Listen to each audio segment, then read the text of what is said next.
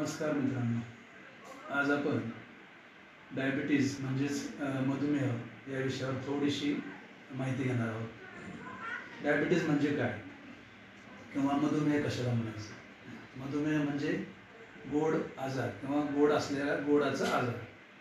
साखर आपल्या शरीरामध्ये प्रत्येकाच्याच असते, फक्त ती प्रमाणात पाहिजे। हे प्रमाणात साखर ठेवण्याचं काम कोण करतं? तर आपल्या शरीरात असलेला इन्सुलिन नावाचा हार्मोन असतो की जो आपल्या पॅनक्रियाजमधनं स्रवत असतो आणि हा इन्सुलिन पदार्थ आपल्या शरीरामधली साखर, रक्तामध्ये साखर व्यवस्थित आणि मापामध्ये ठेवत असतो।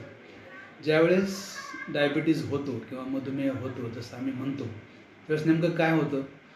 एकतर जे इन्सुलिन आहे त्याचं प्रमाण कमी होतं किंवा इन्सुलिनचं रजिस्ट्रेशन वाढलेलं असतं किंवा रेजिस्टन्स वाढलेला असतो आणि हा रेजिस्टन्स वाढला की तुमचं वजन पण वाढतं आणि तुम्हाला मधुमेह होऊन जातो।